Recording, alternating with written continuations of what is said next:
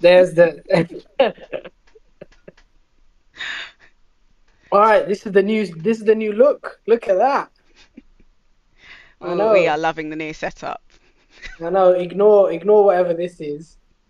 I think it's plugs and other cable management that will get better. Look at that. Visual aid. Sorry, go on, do your intro. You're really good at that.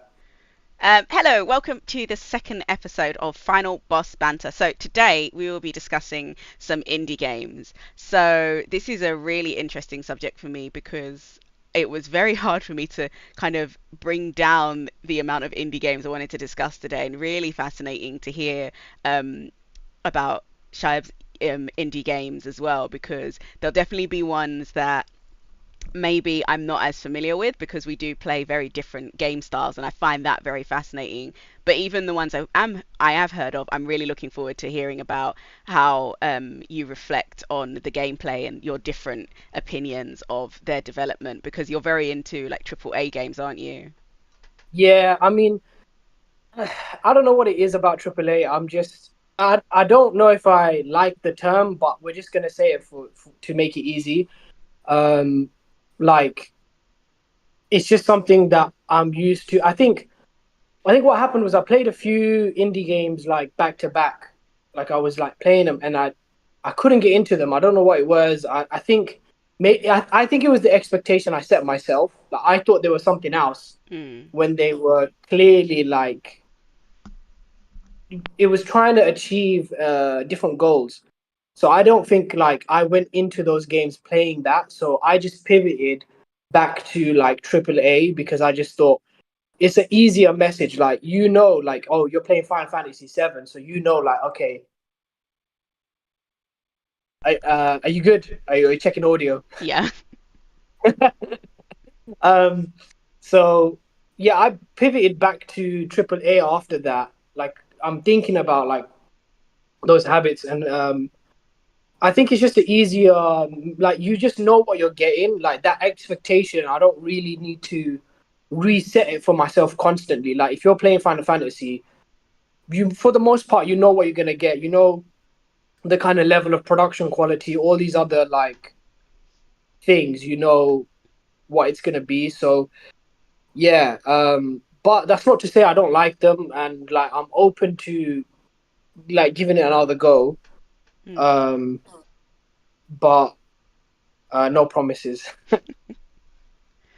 That is very interesting because I think that's one of the things that I do like about indie games, the fact that a lot of them are broken, because it's an interesting reflection on just how hard it is to make games, and just to get something out there that's kind of even semi-playable or working with the features that don't quite work, is one of the wonderful things to me about indie games. It's like, okay, I couldn't get this to work, make it a feature. Like Goat Simulator, which isn't like technically an indie game, but um, it's broken. It's meant to be broken, and it's brokenness that made it famous. But anyway, what was the game you wanted to talk about first? Okay, I can go. We'll use the setup. We'll use the setup. Hmm. Bam, right there. Cuphead. Um, I don't know. Look, I think there's very few indie games that would like grab my attention and then make me feel like okay, I I like especially because I just maybe had a bit of a bad experience with some. So it takes a lot for me to be like okay, this is something I'm gonna play, right? So right off the bat, I remember first seeing it whenever they revealed it, and I just thought like the art style is so interesting. Like the gameplay is something like it had so much going for it in terms of like nostalgia. Like I remember seeing like that level one, and to me it had this like Rayman quality. Like it was like the way it was Mm. laid out. Because that was one of the first games I played as well. I don't think I mentioned it in the last episode, but Rayman was, I think, one of my first games, and like it had a mixture of everything. It had that thing of like that unique art style. I love like great art, and I genuinely think that key art, like and key art concept is like the making and breaking of games. And when you have a great art style, like a lot of other things follow. So this, I think, just is like a perfect example of that. The gameplay looked pretty straightforward, which is very funny because it's anything but a straightforward game. And this was another thing actually that helped my choice, right? So I don't really play like Elden Ring or anything like that. So I don't really get those like big like challenge type of game. Like, I think there's been a big shift into like or we need to make games more challenging because we had a very big period of like games were too easy, right? Um and an example of that is like Prince of Persia 2008. That was way too easy. But like this for me was like a perfect balance of like, okay, this is very challenging, but it's very rewarding. Um so yeah, like it's just it, and obviously everyone's talked this game to death, so I don't need to say anything about like it was hand drawn. Like again, like going back to what we said last episode about like that passion, like you can't deny that the people had a passion for, at the very least, the art style that they were committed to, Mm. because you can't sit there and draw every frame of a boss battle and not be passionate about what you're making. So, it doesn't need to be like the longest game. And in fact, I don't really think it is a long game. It's only long because you're trying to basically improve your own skill. Um, so, so yeah, actually, I know we said three games each, yeah, but I just remembered another game that I have, like, if we're talking about skill based games, yeah. Mm. So you know what? I'm not gonna have time to put it up on the setup. Unfortunately, it's not a. It's we've already got a set, but I'm just gonna show it like this. This Sifu. Oh Oh my god! yeah. This game, it had me in a chokehold.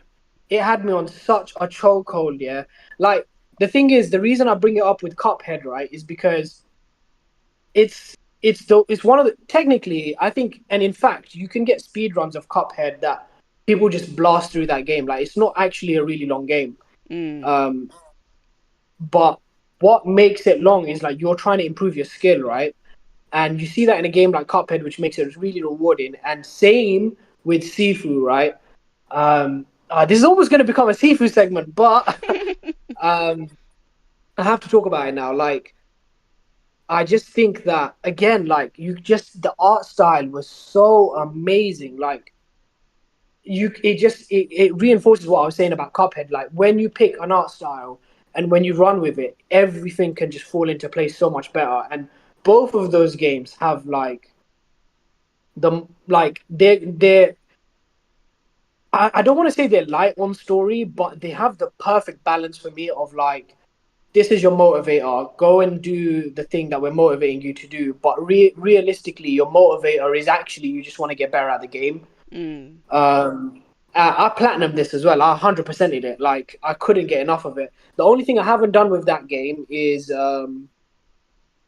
I think they put a DLC out, and the DLCs are so cool. They like Yeah. there's a Matrix inspired DLC. They call one of them Street Fighter, and like it's really good. But you know, I think when you see the rest of my list, like there's a big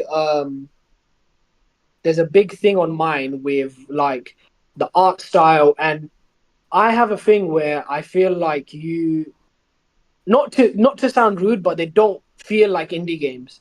Like I don't know what it is exactly, but they have something that makes it feel like a step above. Potentially one of maybe two, maybe some of mine you would consider not indie, but they're indie-like, they're indie-esque, like they have that kind of quality about them. But yeah, that's definitely up there, and I think you know what, like I think the community is also like come around to it because they can see the passion in that game. And the reason I say that is because there's a TV show now. Like it's so apparent, not just to like the general consumer, but like when you're pitching something like this to Netflix, like right off the rip, they just know, like, yeah, this is something special. Like, we have something special on our hands. Like, we need to do something with this. And I don't think it's just every game that can like achieve that kind of status. Even like Sifu, which is like really cool. Like, you're not just gonna be able to pitch something like that straight to an exec, and like have it work out like that. So yeah. Yeah, I think that you just reminded me we should probably take a step backwards because that's an interesting point that you're making of like what is an indie game to you Yeah, personally, because like when you were speaking I was thinking about the fact that actually that's to me that's one of the main features of an indie game. It is a concept or an idea that wouldn't usually be picked up by a triple A studio because it is kind of it's outlandish, it's weird, it's something that's like, oh, is that going to make any money? Are we going to profit from that? Is it worth putting the investment in it for it not to work out? Whereas indie studios are very much, I find, like, oh, this is a cool idea. Let's go for it. Let's either get it community funded or make a demo so that people can play it and try and build traction through that. And like even I know that if you build a game on itch and you have enough feedback, you can then ask Steam if they will host it on their site. If you don't play PC games, Steam is an online PC marketplace for Mac, Linux, and PC games. And so it's an interesting idea that you kind of need to have that proof of concept, like you were talking about. And the game is the proof of concept for, like, oh, you could make a movie about this, you could sell this in the mainstream. Things like, sorry, I'm mentioning games I wasn't going to talk about, but you just keep reminding me, like things like Stardew Valley and Minecraft, they didn't start off as triple A games, but then studios were like, oh, I like what you're doing with that. Can we have that? Because like the fact that Stardew Valley is, they had a contract for a while where they were in Teslas as a base game when you got the car that with the screen in the back.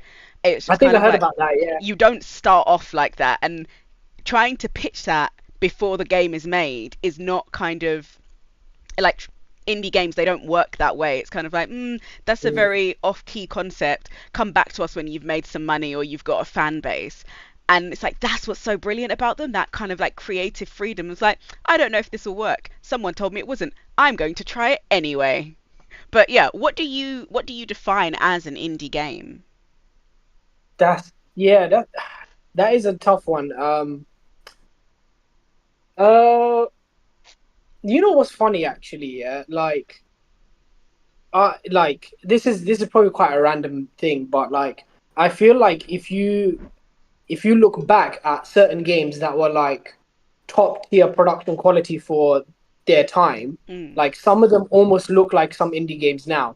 Like for example, yeah, this is why it's such a great area because like Street Fighter Alpha 2, right? Amazing game, right? And for its time, it's amazing. Even today, it's great. But I would make the case that a game like Skullgirls, which is another fighting game, mm, yeah, has great animation, great art style, all of the same attributes, but you can more or less call that an indie. I think that would be considered an indie game. So it's like, how do you draw the line when the game that you can make now is more or less the same level of quality of a game that you could have had like 15 years ago, and it's top tier.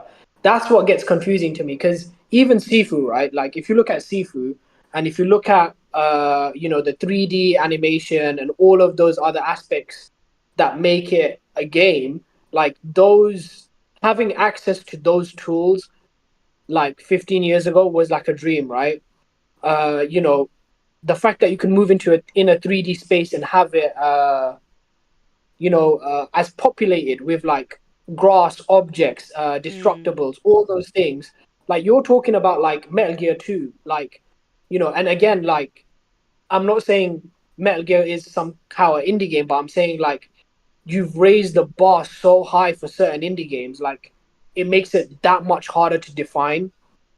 But I would agree with you, like it is something that is not necessarily going to be picked up um by the mainstream studios. Like I, this is where it gets confusing, right? Because then you also get like a company like Microsoft who also like partly funds things as well, right? Like they have a whole like Xbox ID, like indie games type thing where they help fund things. So a lot of them are trying to. So I don't know. I don't know. I don't know. Honestly, what do you think? Um, I don't know because it's always self-defined, isn't it? Because you can self-define as an indie studio.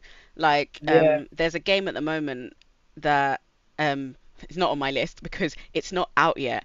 But they started making it in 2018, 19, and it has a Patreon where they share like what they've been doing, and the people are really, really responsive. But it started off as one guy making this whole game, and then he hired an artist, then he hired a Foley artist, then he hired a social media promoter, and so the studio has grown and grown, but it's still only, I think, 6 people, and the game still hasn't come out yet. It's not coming out till next year, but it's like that's an indie studio because it's growing slowly, and while it might get funding from various places like IBS or Microsoft or like yeah, independent studios that just fund games, it's still an indie studio because it's relying on that funding and the fact that people will enjoy and support its game through Patreon as opposed to relying on its own IPs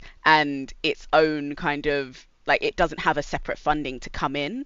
Because like when you think about things like you were saying about the tools available, like Epic Games, it yeah, the tools on Epic Games are freely available, and so now are being used even for people who want to make movies and can't afford to hire like spaces out, or maybe can't get actors and want to create a proof of concept that their movie would be good rather than like handing someone a script. It's like here is an almost photorealistic version of what a movie would be, which is what I think the guy who made the Backrooms, if you've heard of that game, he wanted to make a movie but couldn't get into the industry, so made the game. It's a liminal game where there's no people in it. And he made the game, and so now he's got a movie deal out of it, which is what the aim was. And so, like, game engines are becoming a tool that are so openly usable for people that it's like, how yeah. do you define an indie game? And then it's like, if you weren't actually intending to make a game, is it still a game or is it a playable experience? And it's like, that's a whole other argument. But and I do This is think the thing. that, sorry, go on. Go on.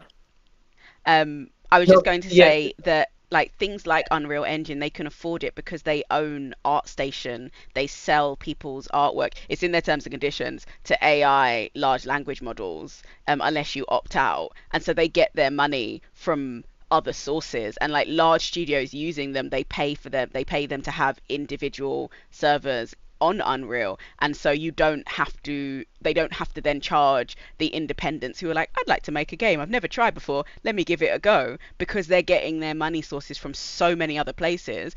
And like Unreal and Unity are like the big main ones. And the problem that Unity has that Unreal doesn't is that Unreal also owns the Epic Games mm, marketplace. So it's also getting money by hosting games and selling games. So it doesn't need to charge you. Whereas why Unity needed to charge people when it was like, oh, we're going to charge everyone, because it doesn't have its own games platform. It doesn't have a art station to sell things to a large language model. It has the game engine and that's it.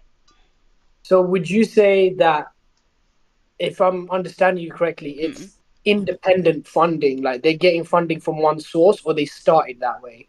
Yeah, I think you can Yeah, become a triple A studio because at the moment, lots of games, like you've probably heard of Power World, which is an indie game, but has yeah, yeah. made so much revenue that it's predicted that its next game will be like beyond triple A, like it might be quadruple A, which doesn't exist, but because of the way indie studios are kind of like making money hand over fist, it's like they could now produce something that mainstream studios would never even dream of. And it doesn't mean it will be successful, but they have the freedom having started from a point of we can do anything. Because even like Power World comes from a game they already made that had good reviews, wasn't super successful, but then they added the kind of like fake Pokemon animals to it. Like the game is exactly the same as the game before. The only difference is the animals. And then it suddenly just blew up and everybody wanted to play it, and they then lost server capacity because so many people were playing it, they hadn't bought enough servers. And so it was just kind of like that's an indie game, but now it's like you could make anything. But based on their first game, it's like, will it be as popular as your first game, which was successful, or your second game that was like, that's so successful it's gained like worldwide traction and might change the way the industry is. I feel like I haven't spoken about any of the games on my actual list. Nah, it's cool. It's cool. It's cool. I think, I agree with you in one aspect of like it's independent funding. Mm, It's that thing of like you won't necessarily do it, but I think where I get confused is like, so I'll give you an example. God of War Ragnarok, yes.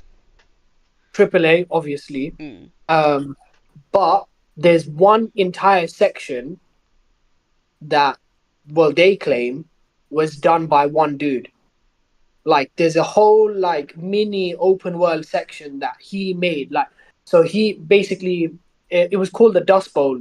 It's not really a spoiler, I don't think, but it was called a Dust Bowl, right? Just to give you an idea of like what it was, yeah. and it was like slightly away from the main game, but it was still open, like semi-open world. It had like a day and night cycle, which he could have lifted from the main game because I think there was a day and night cycle in the main game anyway. Mm, Um, and I don't know how much of it he had done himself. Like it could have been 80%, but in one of the interviews, they said he did a lot of that, or he did all of that himself. Right? They came back from the holidays, and then he showed them this project that he was working on, and this is what confuses me, right? Because you could kind of make the case like it was independent. He did that alone, but I still will take the criticism, like, oh, like he had the backing and the money and the support and the all these other assets to do that. But I feel like it would degrade his work almost. Like if I was in front of him and I said, "Oh, you're not an indie. Like you didn't make that." Like it. I almost couldn't imagine saying that to him because I would think like you did all that hard work like alone. Like fair enough, you had assets. Fair enough, you had all these other things. But and that's what confuses me a bit more is that there's a lot of games and probably some stories that's the story I know. But then there's going to be all these stories that we don't know of people that worked really hard, like alone. Yes, they had resources. Yes, they had money, but I just find it hard to take away the accolade from that person. Like the game in its entirety, obviously you have to call it AAA, right? Um, but there's segments of like this indie spirit in some games. Um, but and it's, yeah, I think sorry, go on. yeah, I don't know. It's just something that came into my mind. It's like I know that there is definitely scenarios of some of these AAA games where you will have people working very independently, and I don't want to take away anything from that person either. Yeah, I think that like makes me think of 2 points of like one is again talking about Ragnarok. Um, there are some scenes in that where it's just one Foley artist and they done the whole thing themselves. In terms of like the audio and special effects. That was really interesting. But then you also have the other element, and it's a huge grey area. And I know that in the US at the moment they're looking into it of that idea of if you work for a company and then you leave, in your contract it tells you how many years after you've left you are allowed to start your own business or do something within the same industry. Mhm. And I know that it happened with Barbie. Oh, what was the doll? Like this is so like out of our realm, but oh, was it my scene? I'm asking you. Like you might Uh, know. I can't remember what the doll was. I think it was my scene where he had worked for Barbie, come up with the idea of a new doll, while he was working, quit, started his own business, forgot or not realized that in his contract it said he wasn't allowed to start a business within the same industry for a certain amount of uh, years.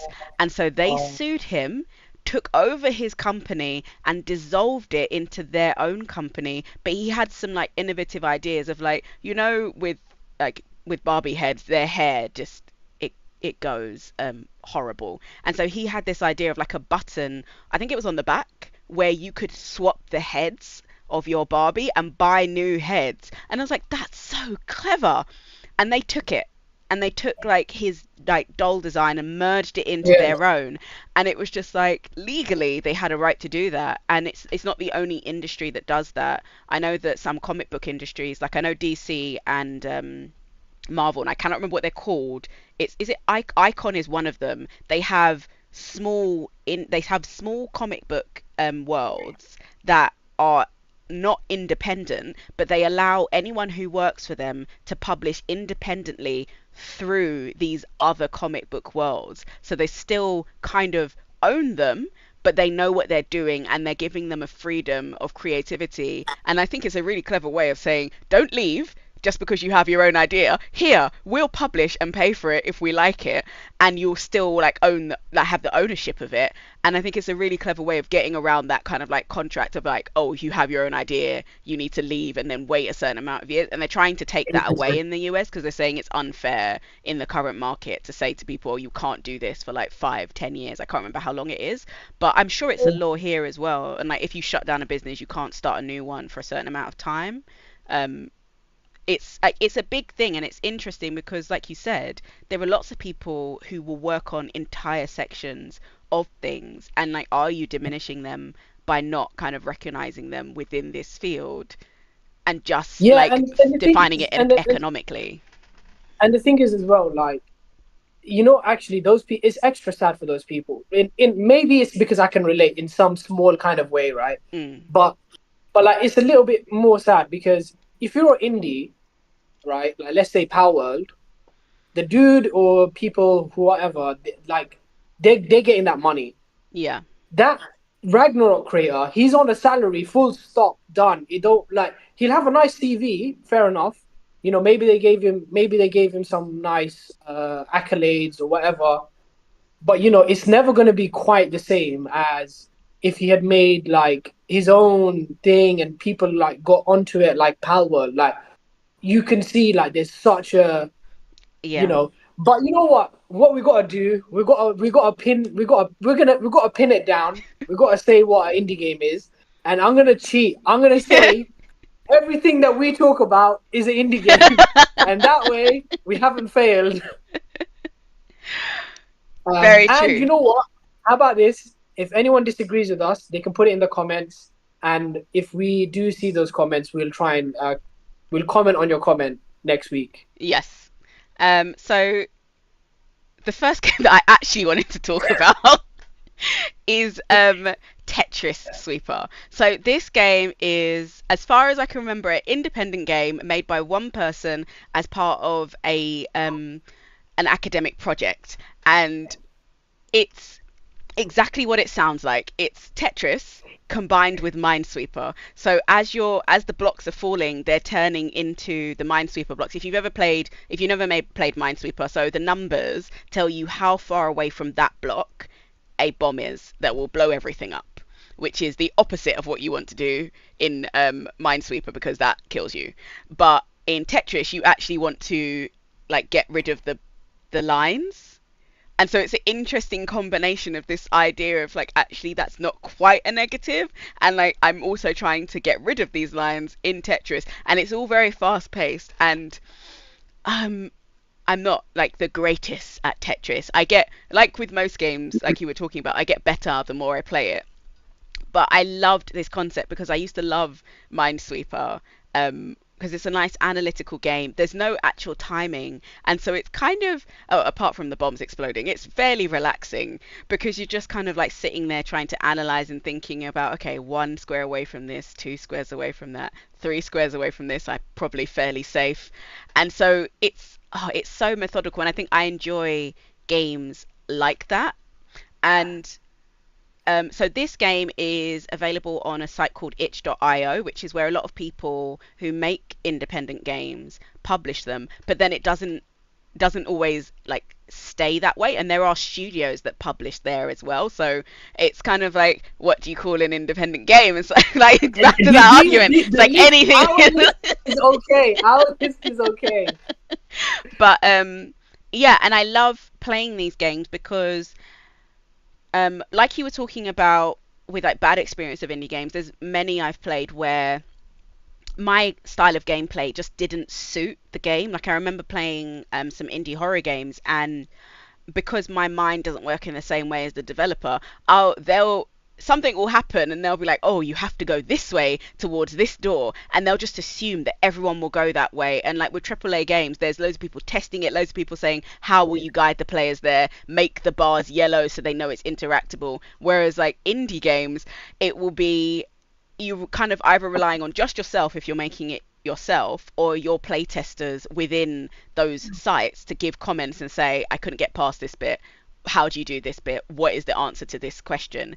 And it's nice because it kind of builds a little community of like people who are like, I didn't know what to do, how did you do this, and then people who are like, oh, don't worry, just try this.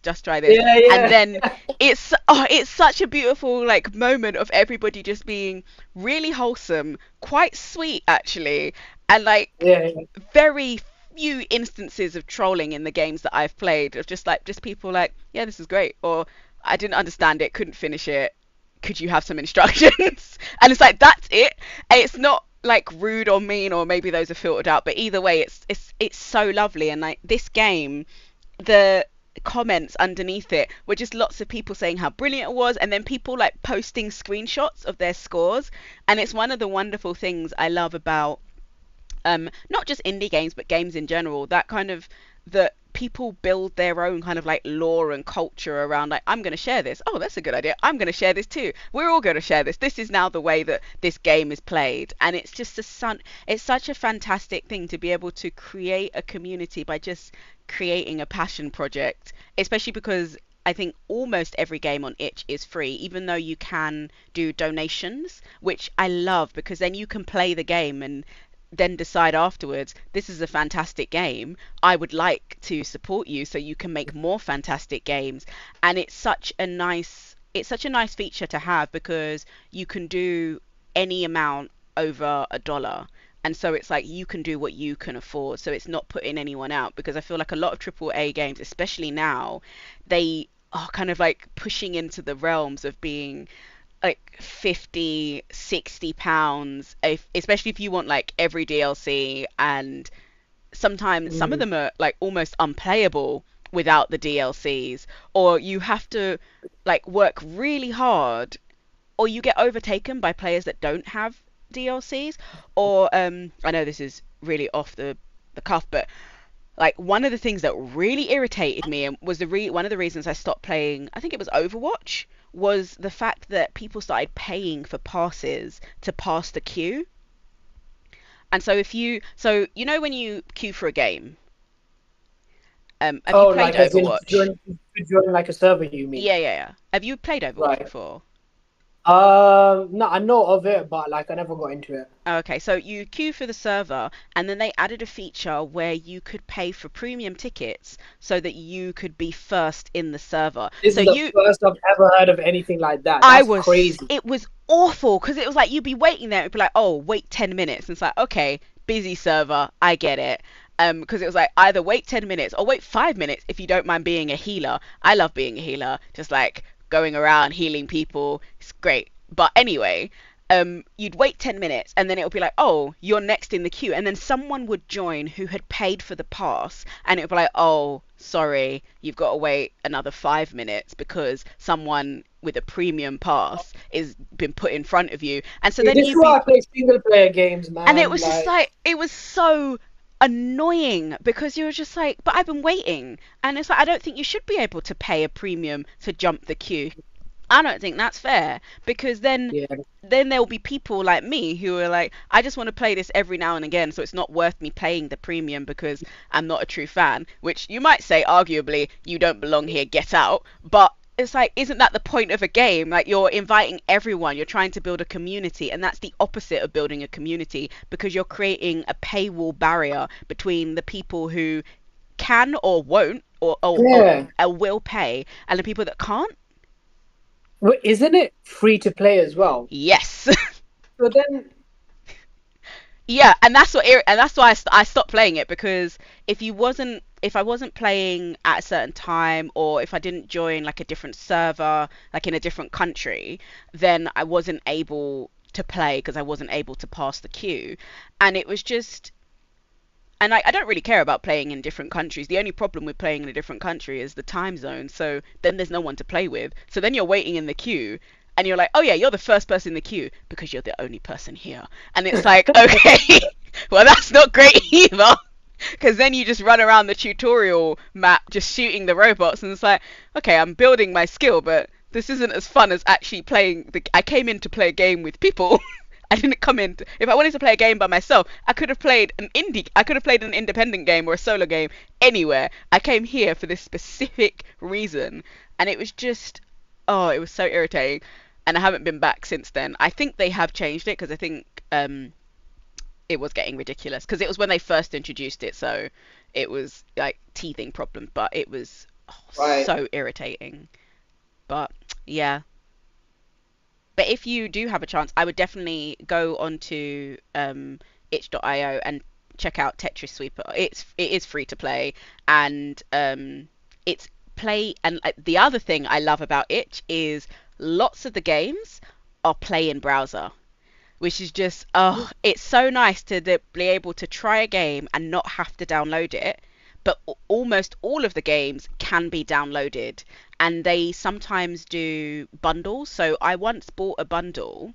Um, oh, I can't remember what it was for. It was for a charity, and when I bought the bundle, there were 6 games in it because I was like, I want to donate towards this cause. And you were allowed to pick how much, because some bundles have a price, but some of them they were like, pick how much you'd like to pay. And because there were 6 games in the bundle, I think I donated 11 because I was like, okay, that's £1 to each game. Which were all like free to play games anyway, but they wanted to be in the bundle. I think there was one game that wasn't free to play, but it was only £1 anyway. So I donated £1 to each game and then a little bit extra for the charity. Excuse me. And then I didn't know this about bundles, but then 27 games added themselves to the bundle. And even though I'd already donated, and unfortunately I couldn't donate more, I got every single game that was then added later. And so I got things like Celeste and Oxenfree, all indie games, and like other indie games that actually are fully paid games on Steam, but started off on Itch as indie games. And I got those in the bundle, and I still haven't managed to play all of them because people kept adding until the bundle closed. And I was like, oh, I'm never going to have a chance to play because there's now like 200 and something games in that bundle. It's thank goodness stopped now, but I'm still trying to like methodically get through all of them. But it was so lovely that everybody wanted to be part of this cause, either by donating or donating their games in order to encourage people to donate to a charity, which is something that you like with AAA games, you can like they can donate towards charities and they can do things like make things more accessible, but it's a very unique thing to be able to like have a bundle and have like Mm. completely different games from completely different genres, all the way from like horror to like the novel interactive fiction games, all in one bundle because they believed in the cause. And it's just, oh, it's such a beautiful thing, like the communities that indie games create. I absolutely love it. But I So will stop I think talking and let you talk about your next game. I think this is the one thing I'll just add on to that is like Mm, this is the one maybe downside of indie games is that sometimes there's so many, like, and then it's not even like if you have like a very varied taste, mm, then you have like so many you would like to play as well, and that makes it like you basically you can go onto like any website that has hosts a bunch of indie games, and then all of a sudden you've got like a massive back catalog because you're like, oh, I want to try this, I want to try this, or this mechanic looks good, and like this is a mechanic I've always wanted to see in a game, and like it might be a smaller version of that, but yeah, that's the because I have a hard time with my AAA backlog as it is to like then look at like a bunch of indie games and then say like, okay, like I'm gonna play a bunch of these, and some of them are like discovering more about yourself, like in terms of, oh, I like this style of game now, or like, for example, if you've never liked a fighting game and then you played Skullgirls for the first time or something like that, mm. then that's good. Like that's like a discovery piece of like, oh, I do like fighting games. I just didn't like those AAA ones, right? So this is the other thing about indie games is that sometimes it's so many. Um, but yeah, my next game, um, Transistor. Ah, this was a good game as well. So I This hadn't, game, sorry to interrupt you, I haven't heard of this one. So please describe really, in great detail. Transistor is so cool. It's so cool. Like basically, it's not a spoiler because this happens right at the start. Okay. She is like an opera singer, Okay. or a singer of some kind. Okay, I think it was. I played it a while ago. I think it came out in like 2017, 2018. Mm. So forgive me if I can't remember all the details, but this is just off my memory. I'm not looking at a wiki, right? So she is a singer of some kind. The game opens up with the sword that she's holding. I think you can see that in the picture. Yeah, She's yeah. holding a sword, and basically it's a sentient sword. So the sword is like, oh hey, you need to wake up. Her name is, I'm pretty sure it's Red because Okay. her hair is red. Yeah, but like, so the sword is like talking to her and is like saying, oh, like we need to do this thing. Okay, maybe I should get the wiki up, right? Oh, now you're Um, talking about it, it kind of sounds familiar. let me get the wiki up real quick so I can give you a quick synopsis. Um,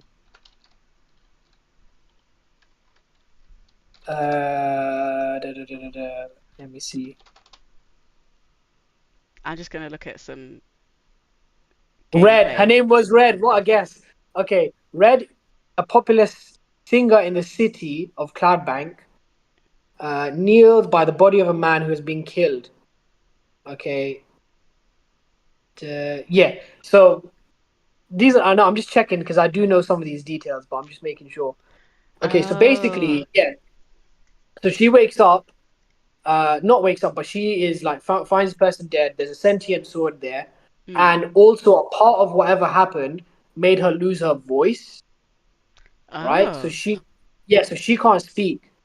But she remember she's like a singer, right? So the game itself does this amazing thing, which is like throughout the game you can get her to hum multiple tones, like, so she basically like caresses the blade and like Mm. will hum to it and this kind of stuff. And there's literally you so the entire soundtrack is on YouTube or something. It's like on a website. But Mm. if you look hard enough, because I did look hard enough one day, you can find the same soundtrack but in a humming. In that person is humming the same soundtrack the whole way, right? Oh It's wow. so good. So what I was gonna say about this is basically like, earlier I was saying about art style is so important and all this kind of Mm. stuff, right? And this is gonna make me sound like I've really thought out my list, but I haven't. This is just games I like. But this is like the perfect example of like how important music is as well. Do you know what I mean? Mm. Like music is so important, and like this game for me, like you play it and you will be humming like random songs from this game. I must have done it for a year straight, like at least like to the point where I definitely want my wife to learn some of these like tunes. Like you know what I mean? They're so like it's just there's so much like feeling in the humming, like, and again like you can hear her pain because this is a singer and you've taken away like her livelihood, like parts of her personality, and that all comes through in the humming. Like you're just like, Wow. how have you achieved that? Like you've done that in like a hum. Like it's unbelievable. And then obviously we go into the other stuff that I like, which is like the art style. Something that I wasn't a fan of. Um, is the style of turn-based action that they used, but I ended up liking it, which is another reason I like this game because Yeah. generally that style of combat and that type of thing, I'm not really into that. Like I've never really liked, oh, you stand there, you hit the person, and then I stand there and then they hit me back, and I'm just like, I wouldn't allow that to happen. So like, why am I allowing that to happen? But like obviously, you got Pokemon and that kind of stuff, which is like really like popular for those turn-based games. And I think when like I was getting older and I was sort of understanding like, okay, so it's more of a style, I guess. But I think this had the perfect balance of everything that made me feel like, you know what, I can get behind it. And yeah, it's so good. Like I won't spoil it. I can't. I don't care how old it is, but I can't spoil it because to me it's such an emotional game as well. Like Mm. there's so many layers of emotion in it, and what they managed to achieve was so cool. They're the same developers that made Bastion, I'm pretty sure, which is another indie game. But yeah, I remember when Bastion came out. Yeah, Supergiant Games. I remember when it came out, I was so jealous because my mate Gulza, he got it for free. Like he got it for free, and I was like, oh man, I wanted to play it. I never got around to playing that actually. Um, but in the end, I remember I was like, I wanted to play Bastion, but then Transistor came out, which I knew was made by the same people, and I was like, this seems like it's more my speed. Mm. And honestly, it's just such a cool game, and it's got this like neo punk sort of vibe, like yeah, just everything about it is just so cool. It is partly voice acted by the sentient blade. So that's another thing, right? Because you don't necessarily get like proper voice acting in a lot of this stuff. Even like Cuphead, what I just spoke about, Mm. like there's some dialogue, but you won't really get like large swaths of dialogue or large swaths of story. I mean, in some Pokemon games, you still can't get that. Um, but yeah, it's so cool, and I think anyone that hasn't played it, they are, you know what, you as an indie game, you gotta play this one. It's too cool. There's so much going for it. And you know what, for me, a hallmark of a great game is always this. The second I finished it, I just start it again. And like I'm trying to stop myself from doing that because basically I like like I have a backlog. You know, starting the same game again and then being like, oh, I've just played this for 8 hours. I want to play it, and then into my so you know this is personal growth, okay? So like into my first hour of replaying, I'm like, I should stop now because I have technically completed it. I've seen the credits roll. I'm allowed to stop now, and I do stop unless I'm trying to go for a platinum, which is maybe not personal growth. Um, unless I'm going for Gamer the growth though. platinum. Yeah, but it's so good. Like, yeah, it makes me. You know what? Talking about it just makes me want to play it again. I'll be honest with you, but I have a backlog, so I can't. But yeah, that's my second for sure. What's your final game? Wait, have you spoken about your three yet, or no? I think I've got two more to do, but one of them is really short, so you go Okay, first. cool. All right, I'll go. Okay, Child of Light. This game, I love this game as well. Ah, it's so good. Um, honestly, like that year it came out. Again, I'm gonna have to pull up the because again, it was a while ago. I actually played it on my PS Vita, and it looked amazing on my PS Vita, right? Because when it came out, it was 2014 thereabouts. Yeah. So it was around 2014 when it came out. And there's a few things about this game. So again, I'm gonna call it indie game. I don't know if people will agree with that, but I'm gonna say it is. And I played on my Vita, my PS Vita, and it was such a perfect experience for that console because firstly I had the OLED, right? So the like art color style, like, I hope you can see that, but like Mm. the it's like this like water painted style. It was so good for the OLED. It was literally like imagine you got Nintendo Switch like now, right? Like you got that OLED now. So some people are having that experience for the first time, like now. Like not with this game, like I'm talking about like an OLED handheld console. I Yeah. had that experience in 2014 with this game, like an OLED game, like with amazing production quality.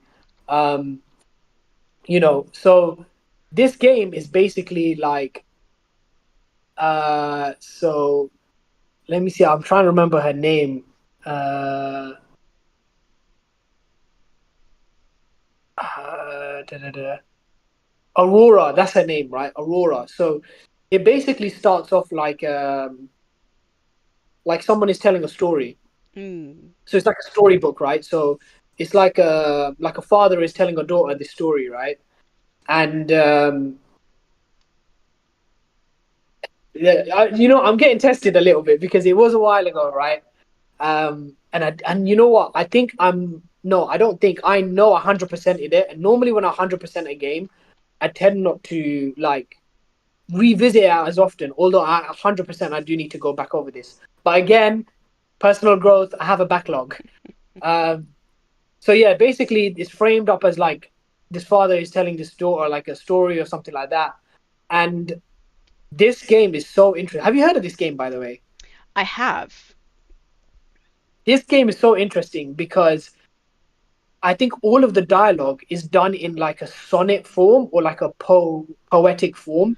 Mm. Um, and you know what? As much as I don't wouldn't necessarily say, oh, like I'm into that, but at the same time, like it kept me engaged with like all the characters because, like, okay, so let's say you meet the princess, right? And she does the whole poem thing, and you're like, okay, this is cool. But like your brain is then when you meet the jester, you're like, oh, I wonder how he's gonna use it though. Like, how are they gonna? But every time they manage to like use the poetic form, and then they also, I think it's like a sonnet, it's like a Shakespearean thing. I can't remember exactly, but they managed to use it, and then also they managed to pull off like some jokes with the jester. So you're like, oh, that's like a really creative way to like stay in the boundaries that you set for yourself, and like still manage to pull it off. And again, like it just makes you more interested in um like each character. The other thing for this game for me was this, right? Like, firstly, the combat was so different from anything I had ever seen. Like, I think it was my first experience of like timeline combat. So they'll have a timeline at the bottom of a combat scenario, Mm. and then basically you would see like, okay, the enemies like little bubble icon is like moving across the screen, and their move is next, so you could see the order. So every time you reshuffle your team or you got new experience or anything like that, you could directly see how that impacted the timeline.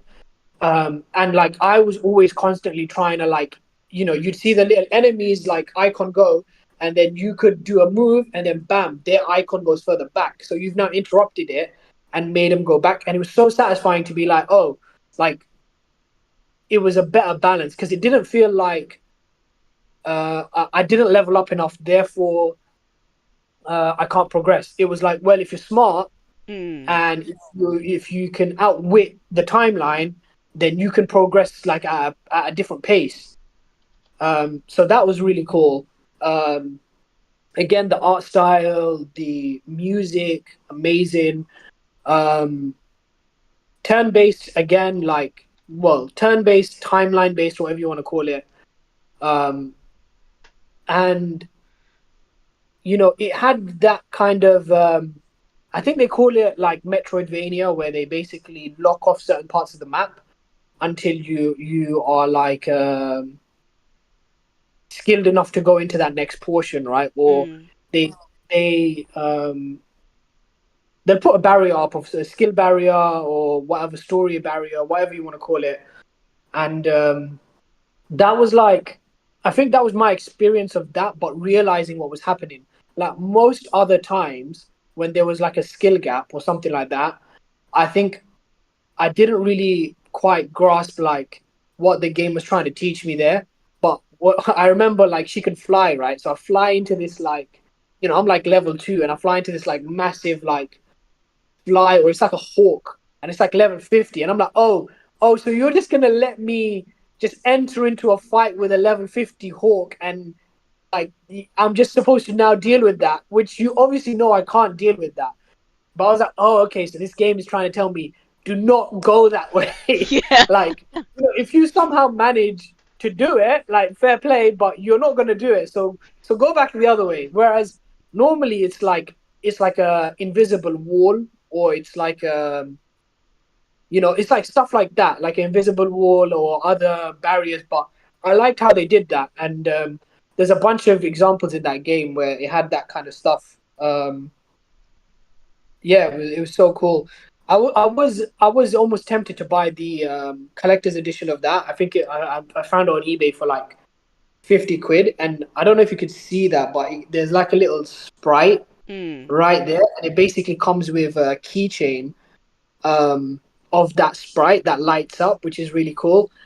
Another thing about this game as well is basically um, they used the Rayman engine. So Yeah, because it's I owned think by. Sorry, go on. they made this engine for Rayman Origins, I think, Yeah. which is an amazing game as well. Um, but they made this engine for Rayman Origins, and I think that's another reason why I picked it, because like when I bought it back in the day, because I loved Rayman Origins, and I was like looking for the next hit of that, and they just weren't doing it. I think they made Rayman Legends, and I think they still use the engine on some of the mobile games. But before Rayman Legends, before all of that stuff, this came out, and I just thought you've used that engine in such a creative way, because it doesn't even look like the like Rayman. Like if you look at the Rayman Origins like art style, it's very cartoony. It's very like pop. Do you know what I mean? It's very pop. It's very like the colors are popping. It's completely different to like an art style what you'd see here, which is like watercolors and that kind of stuff. But Mm. but yeah, that's that really. But I'd have to play it again to tell you more about it. But yeah, it's so good. But I must admit that Ubisoft do fantasy very, very well because they've been doing fantasy since the very beginning. So Mm. that type of storytelling is something that I think they've had a lot of practice in. Yeah, I just think honestly, it's so good what they managed to achieve with that. And you know, I did the same thing with that game. I'm sure I completed it, and then I went straight back in and 100%ed it. Um, Honestly, it's yeah, it's such a top tier game. It's so good. I don't know. But that was my like three picks of Mm. things.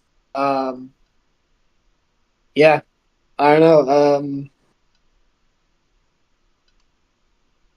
I'm trying to think of.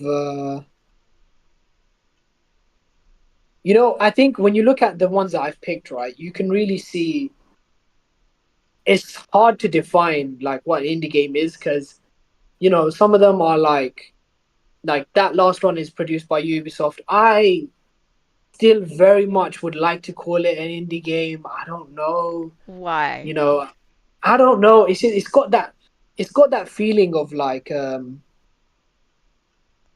doing something so different. Like that's what I like to see. I suppose Um like indie game stands for like independent though. yeah, we've already made our rules. We've already made our rules. We've already made our rules. Go on, I think you got Two. is it one So more? two more. Two more. Yeah, Go. so George and the Printer, very short game. Um, I finished it within, I think it took me 20 minutes, half an hour. I did play it twice, but if you are a more methodical gamer, you could probably finish it faster. It is literally what the title says. It is another one made by one person as a project. The Printer has come to life, gained sentience, and it doesn't like you. And if you've ever like worked in an office or had to print something out at uni, I feel like everyone will have experienced this if they've had lots of interactions with a printer. That moment where you kind of feel that the printer is both sentient and it doesn't like you. And so this is all about George trying to print out this thing for his boss, and the printer is just nope. And then it's printing lots of blank pages, and then nothing moves in the scene. You're George, you're always standing there and you've got to use the things around you. It's like a point and click adventure of like, oh, throw this at the printer, see what happens, call this number. There's like a puzzle element of trying to find the number to call for the technician, who is not super helpful, but they try their best. And it was so funny because while I was playing it, I was actually on Discord to a friend who works in IT, and obviously they were having like a crisis because they were like, I do this at work. Do you know how many times someone calls me for a printer? So when I was like, oh, should I throw the coffee cup at the printer? He was like, yes, throw it at the printer. And I was like, let's hold on a minute. Let's see if we can solve this without violence or liquids in electronics. But it was very amusing, very funny, and I think that's one of the things I love about like indie games. Because there's another game that I forgot about. I can't remember what it's called. Is it Night of the Consumer? Where, like this, it's in a small space. You're not really moving around, but it's all about a really simple concept. And like this, like simple concept, you're George trying to print something off in an office. The printer's not working.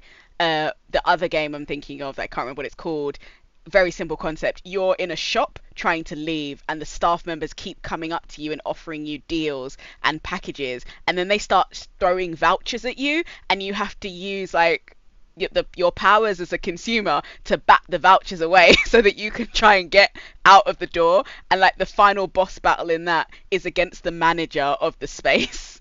And it's so funny and so amusing because they're really simple, relatable concepts. If you have a printer or have used a printer, they're relatable concepts. Or I think any technology is bound to fail you at one point or another. Even your phone, it's like sometimes doesn't do what you want it to do or goes off on its own tangent, doing its own things. It's like that old quote, who I don't know who said it. It's like technology is always great when it works, and I feel like that's true of anything. I think that's a quote from everyone. But yeah, it's like there's not a great deal I can say about this game because it is a very short game, but I would highly recommend trying it because also runs in the browser on itch, and so it's something that you can like pull up, have a little bit of fun with, and because it's so short, it doesn't matter that it doesn't save your progress because you can finish it so quickly. And sometimes it's nice, like sometimes I just want that dopamine hit of a quick game, that easy to understand. There's no lore. It's just kind of like, this is the player, this is the objective. Go and see if you can do it. And it's just kind of like, if you don't, it's fine. If you manage to, it's great. Again, community fantastic underneath saying, oh, have you tried clicking the lamp, or don't forget the computer's under the desk. And it's like, oh yeah, thanks for that. And it's just fantastic. And I love a good indie game created by like in this way where it's kind of like, this is a short bit of fun, enjoy, there's no stakes, just Print the thing. exactly. And the last game I want to talk about, and it was so hard for me to pick a game, but this game only came out, okay, I said this before. It has not come out. I keep forgetting this. It is coming soon, but the demo is available, and I have been playing it. And like so I streamed it on my other channel a few days ago, and it's mildly addictive. And it's interesting because I was talking to my mum about this. I don't like cities. I'm not a city fan. I don't want to see tall high-rise buildings. So when I played this game, I was very much kind of like, I'm going to create a mini metropolis. But then there's like the demand for like places to live with people coming through the town was just so high, and I was like, fine, I'll create bigger houses if that's what you want. And then it was like, oh, we need a gas station, and I was like, fine, you can have a gas station. It's like, oh, there aren't enough police stations. Like, okay, you're wanting a lot, like calm down, like just a few of you. And I managed to get it to a cool equilibrium where I only had 500 people in the entire town. And I remember saying to my friend, oh, my city has 500 people, and he was like, that's not a city. And I was like, fair enough. No, it's not.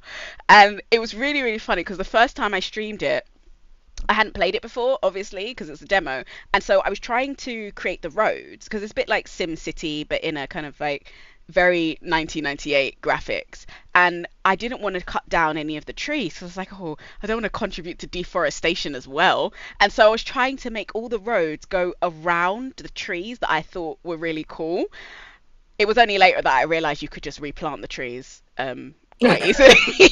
But before that, I was like, I'm going to go around this tree. And then my friend was laughing at me and telling me about, I don't know if you heard about in Ireland where they had to create the motorway, and they got funding to create the motorway, and then suddenly they were like, oh, actually, we're going to need more money because the motorway goes straight through the fairy tree, and we can't cut down the fairy tree, so we need more money to reroute the entire motorway around the fairy tree so that, you know, we can have this motorway, but, you know, the tree. And I was like, So that you did that, but in the game version of yes, that, basically. without knowing it. And I was like, oh, that's the kind of place I want to live, where it's like, no, no, no, no, no, no, the tree's there. The motorway will have to go around.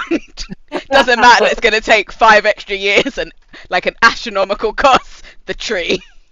And like this game is, it's so interesting. I love, like, I am a huge fan of simulation games anyway. I think it's quite obvious from the games that I play, like manipulating situations to try and see how things will behave, what will happen if I do this, and kind of gaining an interesting perspective on a virtual world. And this game was like that for me because even like I created a block of flats under digress, which I put all the way in the corner so I don't have to see it in my nice small town, which is why they wanted a gas station, because they were like, we can't get to the grocery store without the gas station. I was like, fair enough, I've put you all in the corner because I don't want to see your high-rise buildings. And then one of the things they were like, oh, you've made it 14 rooms in this high-rise building, but you've only given us 9 parking spaces. And I was like, yeah, I can see the issue that you might have. So then I had to like redesign the house to have more parking spaces. And then I had to like make a school, and like some of the blueprints aren't built. And so you get to have the intricacy of designing the houses down to putting the beds and the tables and the lights and the windows and the doors in the houses if you don't want to use the predefined blueprints, which I love because I love that creative freedom to be like, no, I'm going to make my own. It's like, how big can I make this mansion? How small can I make the smallest house? I realized that the smallest house I can make is not that small because I ran out of space for a bathroom. Apparently, you can't have a 1 square bathroom because then you can't fit a bath in it. You can only fit a toilet, and you can't bathe in the toilet. Well, you could. I would advise against it because that's disgusting. But yeah, so it's kind of like I love kind of like manipulating and not breaking but messing with the tools given, seeing like, how can I do this differently? And I love that freedom of there's no ramifications. I mean, they might complain, but they'll still live in it. And I'm not hurting anyone. I can always edit it or delete it afterwards. And oh, it's just so fantastic. And I cannot imagine what more the actual game is going to have, because the demo is just fantastic. Again, another game that started on itch and got enough traction and people liking it to move to Steam. And so it's just, oh, it's amazing. But they have said that they're stopping the development on itch so that they can concentrate on the Steam version, which I'm assuming will be paid and not a free game. But yeah, another game I definitely recommend either trying it if you like have a PC to download it. It doesn't take up a lot of space because it is like pixel fun and it's quite easy.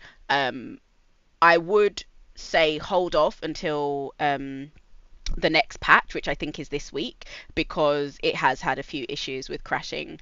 But I know they are patching it because I was in contact with the developer. Because I lost my save file, and so I was messaging. I was like, "Here's the save file. What has happened? Explain to me the issue. Can I get it back?" And they fixed it for me, and then it was telling me about the game. It was like really, really Oh, fast. well, really?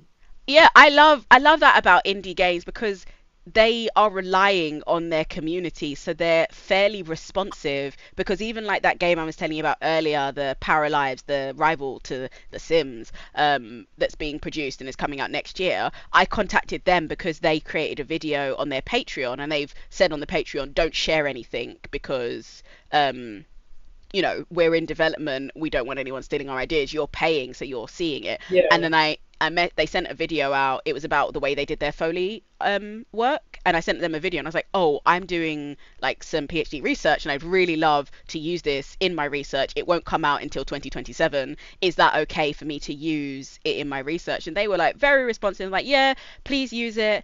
Just credit us, and like we'd love to see your like your studies when you finish them. And it was just like they're so lovely and responsive, and I feel like that's one of the things I love about like smaller studios. You can just message them and ask them about things and like get tips and Mhm. even like mentoring things, and it makes it feel more attainable in terms of like I haven't made a game this have I made a game this year? I don't think I've made a game this year. No, I did make a game. I made an interactive fiction game. I completely forgot about it. But it makes it seem more attainable to make a game and then to ask people about feedback on your game and like to look at other people making similar games and then to even collaborate. That was the game. I made a collaborative game about the Windows web actually in the 90s, and it's really interesting because you meet such interesting people and it's such a broad area and there's so much freedom, and most people are really nice and accepting, and especially because of things like Gamergate, which I know is on the gaming side. There's a huge push to try and get women more into gaming, not just on the playing side and being more accepting, but also on the development side. So it's such a fantastic place to be, like the indie realm at the moment. And oh, of course, Reddit is just fantastic. Like I'm always on Reddit, like people sharing little bits of their game or like little animations and saying, The how good could I side of improve? Reddit, yeah. Yes, the good The side. good I've managed to stay on the good side. side of Reddit. There's a dark side of Reddit too, yeah. I've heard of it. I have never been there. Like that makes it sound Okay. like it's a destination, like destination holiday, bad side of Reddit. But no, I've always managed to stay on the kind of like indie game, quite wholesome. Like, what do you think of my game idea?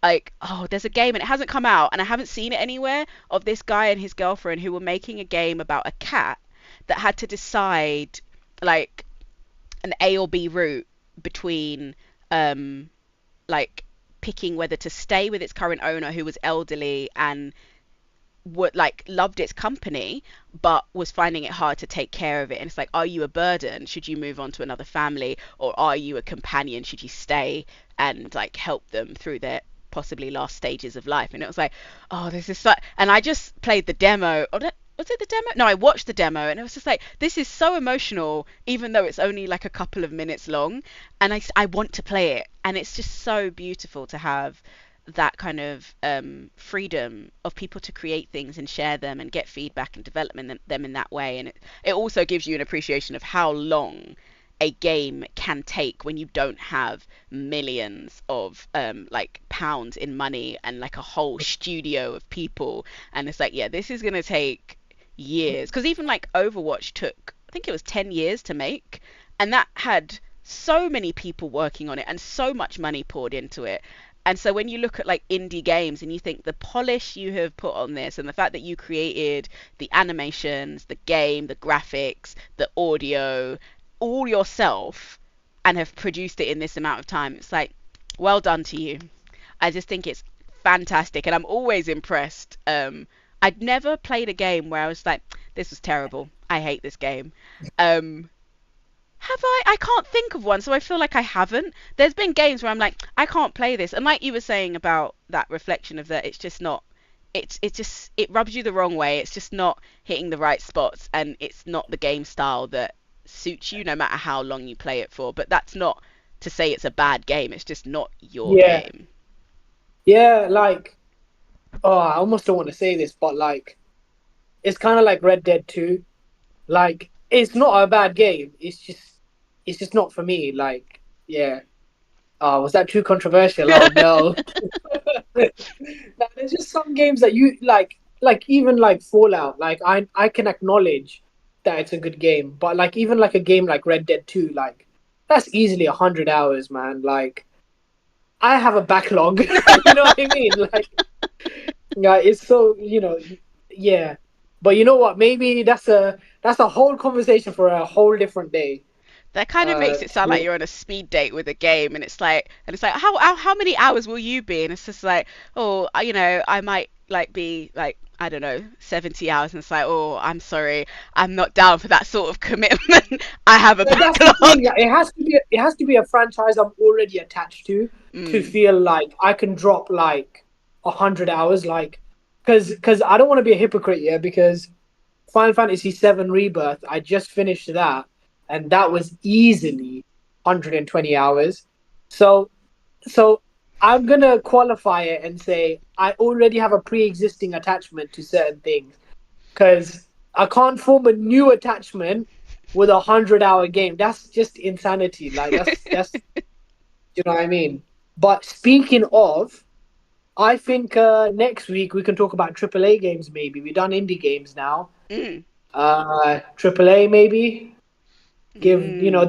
they get a lot of I know they get a lot of publicity, but just about maybe we can we'll talk about that and some of those games and how they because I think also in that space like not necessarily about controversy, but I feel like there is definitely a lot of like cool things that go maybe like underreported, like for example that Ragnarok thing that we were talking about earlier, like I think the one of the directors mentioned it in like maybe one or two interviews, but like there's definitely a couple of AAA games out there that have aspects to them that are like maybe a little less underexplored. So maybe we'll put that as a hard maybe and discuss off stream. Yeah, I think that sounds like a fantastic idea. Right. Cool. But unless you got anything else to add, I think we're pretty much there.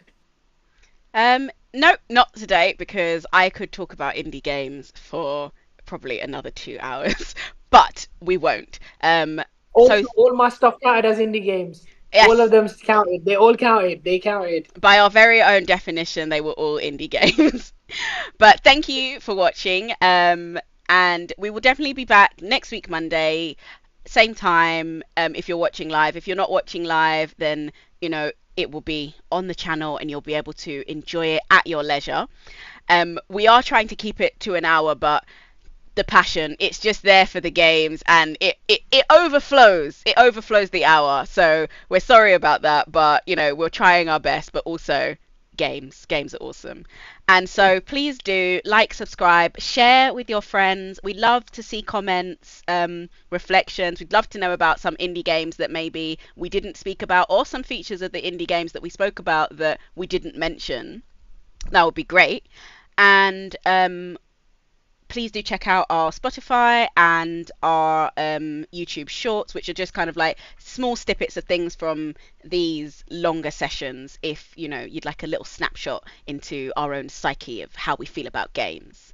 But yeah, we will see you in the next one. Boom!